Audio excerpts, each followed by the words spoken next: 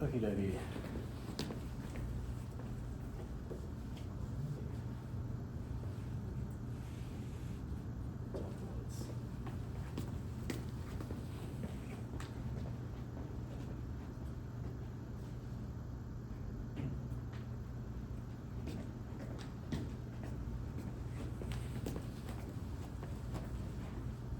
Alright, so we'll get started with lecture 4, Pod Racers, hardware.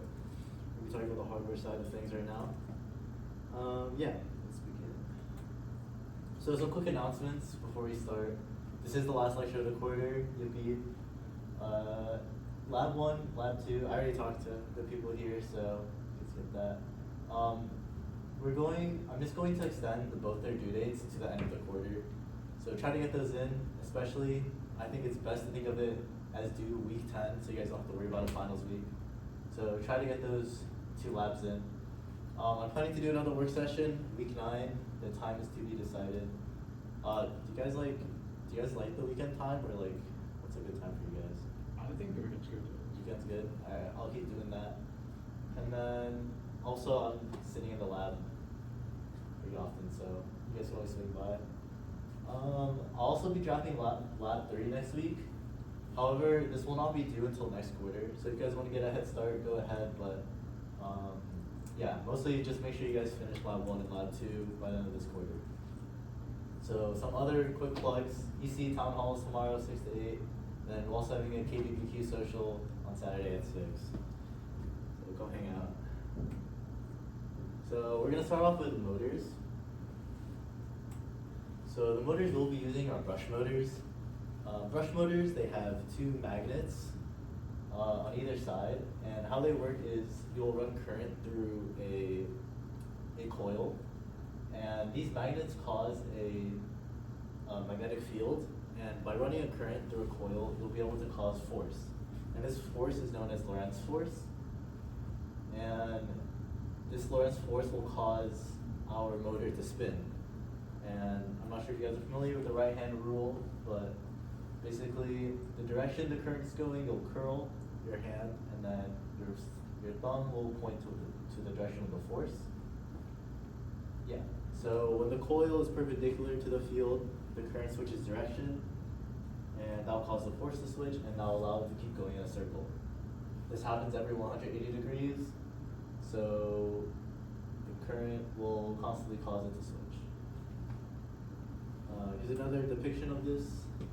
So as you can see, the current is going this way, and then your force will push it either this way, either towards the board or out of the board. If you guys are familiar with 1B, you guys will understand these notations, but if not, then you don't need to be too concerned about it. So there's the general equation for Lorentz force. Q is the charge, E is the electric field, B is the magnetic field, which is caused by the 2 permanent magnets, and then V is velocity. This velocity is the direction of the current. So as you can see, the current direction and the magnetic field direction are cross product, which is how we get this whole right-hand rule thing. So yeah, that is how the brush motors we use work in general. So along with these brush motors, we'll be attaching Hall effect encoders onto this. So what encoders do is they measure the rotation of the motor, which allows us to monitor how fast it is moving and how far it's moving. So in our case, there are typically 2 types of encoders, magnetic and visual, or like light encoders. In our case, we'll be using magnetic encoders. So magnetic encoders use the Hall effect. The Hall effect is the production of voltage from current and magnetic field. So yeah, we'll get into that. So our magnetic encoders are seen here in this picture. Our magnets have 6 poles, which are 60 degrees apart, and the Hall effect sensors there's 2 of them, and they're 90 degrees apart. So basically, when our motor spins, the magnet will spin past each of these Hall effect encoders. And these Hall effect encoders will sense a change in the magnetic field due to the change in poles, and it will produce a voltage. And this voltage change is received by the sensors, and we can track how much it's rotating. So, yeah. Quick note that each encoder count will represent a 30-degree rotation because of the distances between the poles and the sensors. So some quick math just to practice. So one full rotation of the magnet is 360 degrees. So that is represented by 12 encoder counts because each encoder count represents a 30-degree rotation of the magnet. And then our motors are either 30 by 1 or 15 by 1. Just for practice, we'll be using 30 by 1. So if we multiply the amount of counts we have to our gear ratio, it takes 360 counts per each wheel rotation. And then this tells us how much, so by knowing this, we know how much the wheel will rotate. And then given our wheel dimensions, we can figure out the circumference, and finally how far it is moving based off of that. So that's how we're going to be using our Hall effect encoders. So now that we know how the motors work and we can keep track of how much the motors are doing, we need to learn how to use them. And to do that, we need to figure out how to go from digital to analog. The reason behind this is because our battery is digital. It's either on or off. However, we don't necessarily only want our motors to be on or off. We want to go at slower speeds, higher speeds. We want to take in analog values for our motor, as opposed to the digital values for our battery. Yeah. So with the batteries alone, we can only either turn it on or turn it off. However, we want to go at something like 50% speed. So how we go about doing this is by using PWMs, but I guess we'll get into Newton's first law first. So Newton's first law basically talks about how motion stays at rest, or like continuous motion doesn't like immediately stop. So it takes time for the motor to speed up and slow down. So between the 100% and 0% speed, it will pass that 50% that we're going for. So keeping that in mind, what we're gonna wanna do is whenever the motor is going faster than 50%, we wanna turn it off. And whenever the motor is going slower than 50%, we'll turn it on.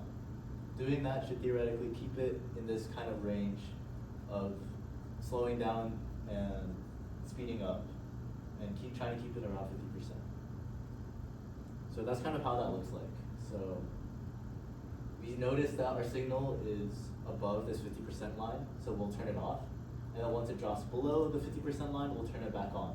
I'll keep modulating like this to try to keep the values around 50%. And the faster we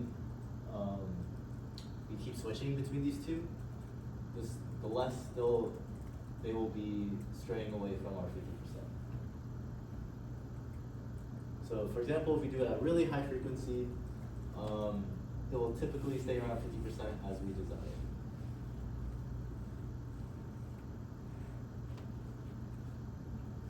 So how we do this in practice is by using duty cycles. So duty cycles basically determines how long something is on and how long something is off. As you can see here, 75% of the time in the 75% duty cycle is on, and 25% of the time it's off. So by determining duty cycles and your frequency and your voltage, you'll be able to figure out what duty cycle you need in order to go at a certain motor speed. So now we know how to move. There is an issue. Our Pi is quite picky. So the Raspberry Pi can only really take in 5 volts. So for future reference, our batteries,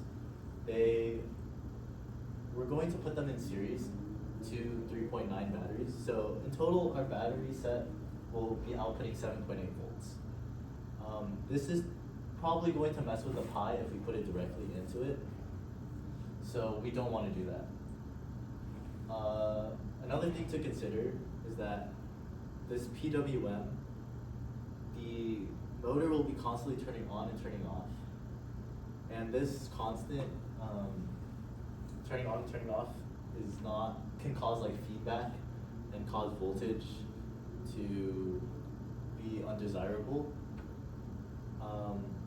For example, like these edges, they aren't typically as clean as this. Like on these edges, you'll tend to see like voltage and current spikes. And all of these things could mess with our Pi. So we don't want to do that. So to avoid messing with our Pi, what we're going to do is we're going to separate the Pi and motor power sources. So we'll have two sets of two batteries, one to power the Pi, one to power the motor. Okay. So how are we going to do this?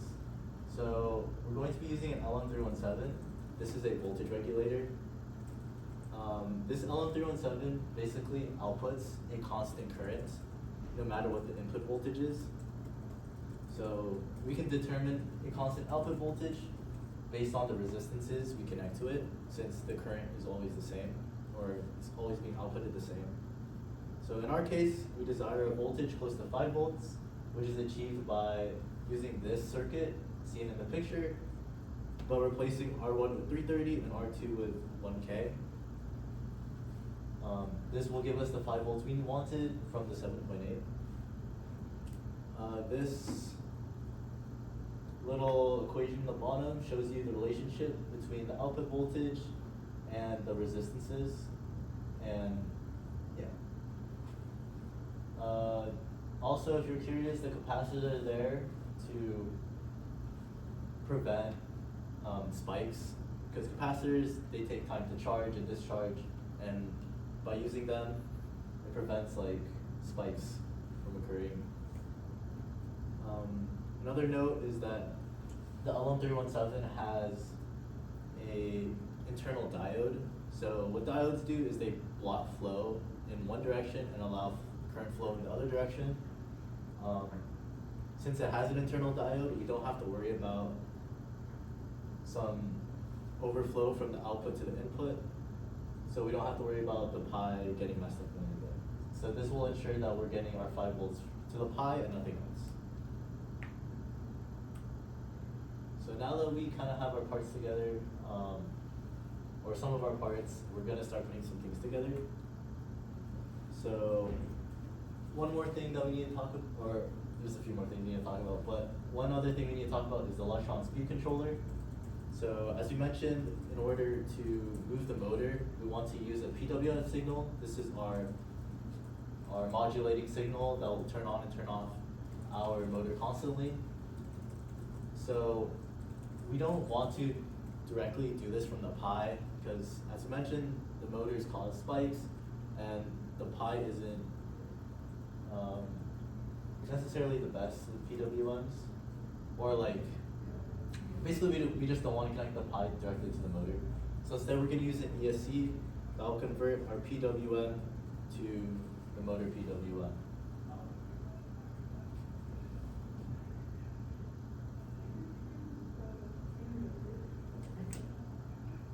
So the Pocket Racer, our end goal is going to be to drive a racer through a track using remote control, taking camera feed and then machine learning from that.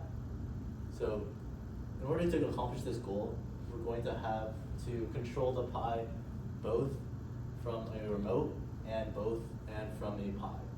So being able to control from both, we have to consider, and we'll just like consider whatever our controller is, our controller. So that is either a remote, or the remote controller, or the Raspberry Pi. And then the next is we'll have our 7.8 volts to our voltage regulator and into our motor. The reason why we're also using a voltage regulator for the motor system, even though the motor and ESC can actually take the pure 7.8 volts, is that using the pure 7.8 volts straight to the motor will cause high current, and this will cause our batteries to be drained really fast. So to avoid having a really high current, we were going to reduce the voltage, and also a high voltage means high speeds, which is not exactly necessary for us because we want to be getting information as we're going through it. We're not, although we are trying to go through it fast, we don't need to go through it that fast. So yeah. And another thing to note, when you guys are going to be working with this, is that the PWM signal is not typically 0% to 100% duty cycle. The range is, for us, is 5 to 12%. I think 8% is like 0, and then anything lower than that is negative, anything higher than that's going forward. But you guys can get into that when you guys get to the lab. So another thing to note is the Raspberry Pi GPI pins. So this is how we're going to be controlling things outside of the Pi. Yeah. So one thing to know when looking at the pinout. So this is the pinout of the Raspberry Pi. It shows you all the GPIO pins. There are two names for it. Two names here, which is either board and BCM. So first one is board. In your Python code, you can determine whichever one you guys want to be calling your pins by. So you can use that function there, GPIO set mode, GPIO board, if you want to use the board numbers. And the board numbers are as seen in the middle. Yeah, just follow along with the pinout whenever you guys are trying to do that. And then the other one is BCM. BCM is the name. Those are the names on the outside of the pinout. So yeah, just be wary of those when you guys are mapping your pins on your Pi. So yeah, that's an example of how we do this, how we set up our pins. We would determine, for example, if we're reading in something from our encoder on pin 3, we would do GPIO.setup 3 GPIO in, and then if we're like outputting a signal for the motor at 5, it would be GPIO out 5.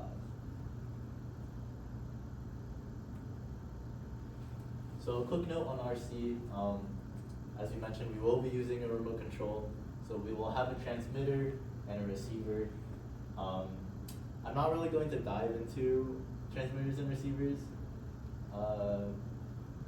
How they work is like they'll amplify signal and then they'll modulate it, and like there's like convolution based on like carrier frequencies. But this is a whole other thing to worry about. If you guys are interested in this, you guys can do RAP and other classes like 102 or 115. But yeah, we will be using those.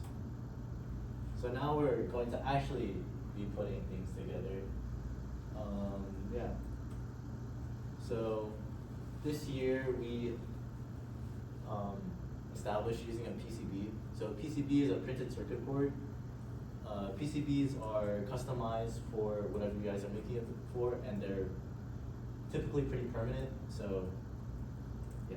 So the software we use to design the PCB is KiCad 7.0. Quick note, you guys will not be required to do PCB design, but it is still good to know and understand what you guys are working with. And it is especially good to know if you are interested in being next year's lead, because you may want to do some PCB design edits. But yeah, so the first step in PCBs is creating the schematic. So this is a fully detailed circuit diagram. And to do this, you need to figure out your design, and this is based on what your circuit has and needs to accomplish. And then you also need to create symbols, which I will show you guys what those are later. The next step is the PCB design itself. So you'll create footprints, which I'll also show you what those are later, and planes. And you'll also want to use the design rule checker function, which basically will check that what you did works correctly. And this is based on the schematic and predetermined rules. So I'll show you guys what that all means. So the rest of these slides are just pictures. This is our schematic for the Pod Racer circuit. And this is the PCB that we'll be using. Yeah, but I'll show you guys these things more in detail. So this is KiCad. If we zoom in here, we'll kind of break down. So this might look like a lot to just look at right now, but we'll break it down step by step. So this first box here, this is our voltage regulator. So if we go back,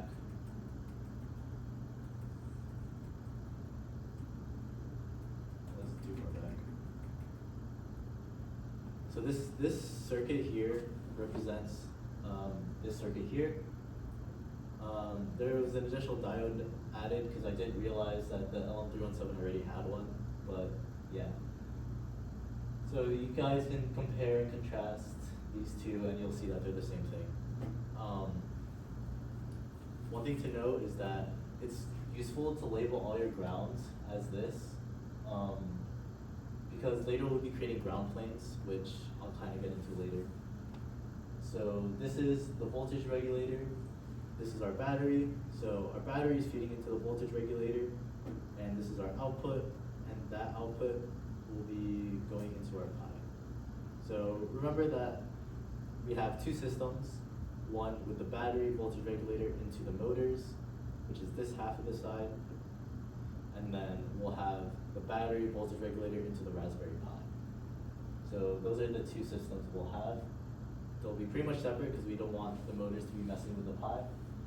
So looking at this one, the battery voltage regulator and then into the Raspberry Pi. We'll be powering the Pi through the GPIO 5-volt line, which can be seen through here, this little connection.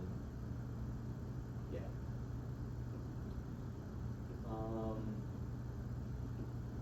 The next thing is this side. So we'll have our battery voltage regulator, same thing. And then all this will go towards our powering our ESCs and motors. So that does that.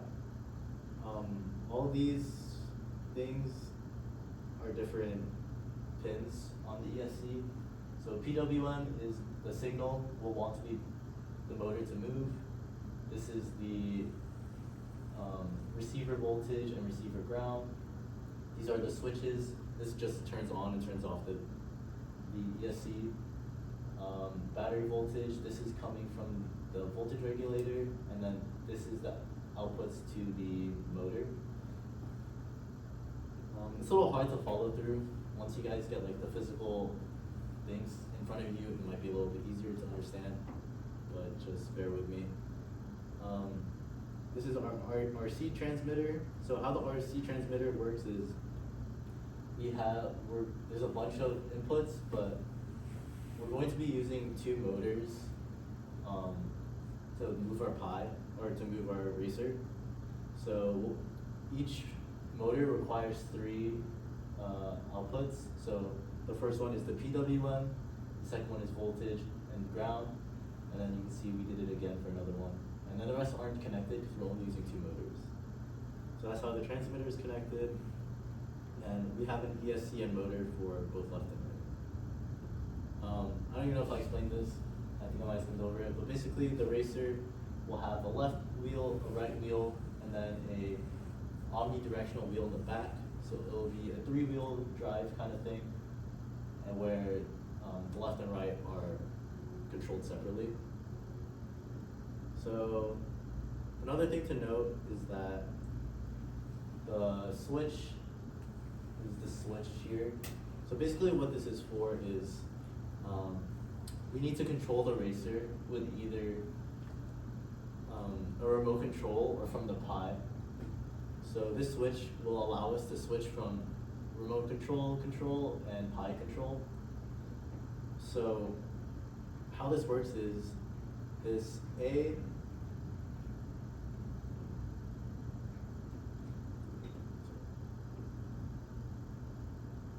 so A is our resulting PWM. So as you can see, this A goes to the ESC, if you follow this connection. So whatever PWM comes out of this switch is what we're going to feed into our motor. So B1 and B2 are our PWMs from the controller. So this B1 goes to the transmitter, and this B2 will go to the Pi. And then S is basically our select. It's what determines what is controlling the racer. This select is connected to GPIO 31, and I'll send out all of the GPIOs so you guys don't have to match all these connections. But yeah, that's basically how the switch works. It takes in a PWM from both the Pi and the receiver, and then using the select line, you'll be able to figure out what is actually being sent to the ESC and the motors. So on a high level, that's basically what's going on in our circuit. Yeah. Another thing to note is that since we do have two separate systems, however, they are still interconnected because the Pi is like giving PWMs, is getting encoder information, and yeah. What we did is ground is basically a reference for all the voltages. So if our ground was different for the two systems, the values read and outputted from the Pi would not necessarily be the same as what's seen in the ESC and motor. So the grounds are connected. However, to avoid the reference being like anything spiking in between for the Pi, there's a resistor. So the grounds are slightly different. However, they're not different enough to cause issues with the system. So that is the circuit for clock erasers. So this is the schematic. Forgot to mention this. So this is the schematic, and each one of these symbols is a symbol.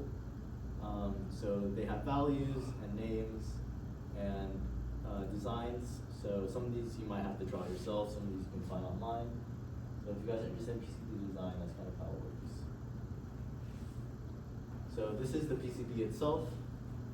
So each one of these little circles is what you call a through hole. And then these are called SMDs. So these are on the surface. They're very small and hard to solder, which I might make you guys do for fun. So that's basically what these are. So each of these are a different component. So this here is our motor, and this here is our other motor. And each of these motors are linked up to an ESC, which is based on the back of the board. And this is the voltage regulator. This is our second voltage regulator. And these are our switches that control the PWMs. And then the middle is our transmitter. One thing to note is that this whole array of through-hole connections is going to connect to our Raspberry Pi. So I don't know if you guys remember seeing like all those little pointy things coming out of the Pi, but yeah, those are the GPIO pins, and they'll go directly into the Pi or into our PCB. I don't know if you guys have worked with Arduinos and Arduino headers, but it's something similar to that, where we just kind of slap it on top of it and everything connects together. Another thing to note is kind of this blue and red stuff. So what this means is the blue and red represent different sides of the board. So red in this case is the top and blue is the bottom. So if I only look at this is everything on the top of the board, and this is all the connections on the bottom of the board. If you see these kind of different zones lining up, what these zones represent is ground. So if we look back at our schematic, there's like a lot of ground connections everywhere. There's one here, there's one here, there's one here, there's like one right there. So there's like a ton of ground connections, and typically you want ground to be like very stable. So the like bigger ground you have, the better. So considering all that, typically how ground is taken care of is it's used as a plane on the PCB. Yeah, so all this filled in red area means that anything connected here is connected to ground. So for example, this resistor represents this 10 ohm resistor. So if you see here, it connects our ground 1 to our ground 2. So this is our ground 1, and this is our ground 2, and it's in between, and it's connecting the two grounds. So yeah, that's one thing to note is how these ground planes work. These are called vias, and vias basically connect the other two ends of the board. So if you see this wire, it kind of ends at this via, and then it is taken care of on the other side of the board. The reason why we do things like this is that you can't have them cross or else they'll obviously connect. So you want to root it underneath it. And some other things to note is that you can't really do 90-degree turns on these things because it messes with electricity. So you'll note that there's only like 45-degree angles across this whole PCB. Yeah. Then going back to the vias though, you see these ones aren't really connected to anything. So the point of these vias is to basically these vias help with power distribution and control. So they'll help distribute power throughout the board so everything isn't just focused in one area. And that's kind of the point of those.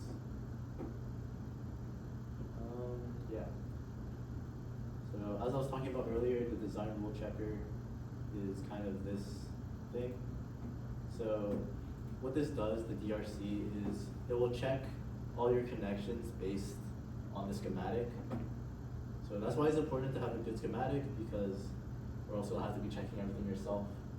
So it'll go through every single connection and make sure everything's okay, and then it'll tell you what's up, and then all these are okay. So yeah, I ran through it pretty quickly. If you guys are interested in this whole PCB design, let me know, because this isn't necessarily pocket racer material. You guys, this is more something that happens in the background, and you guys will be coding on this. But it's just nice to know what you guys are working with and how it was made. So yeah, that's honestly kind of it. That's kind of the basics of the pocket racer hardware infrastructure. Yeah, do you guys have any questions or anything?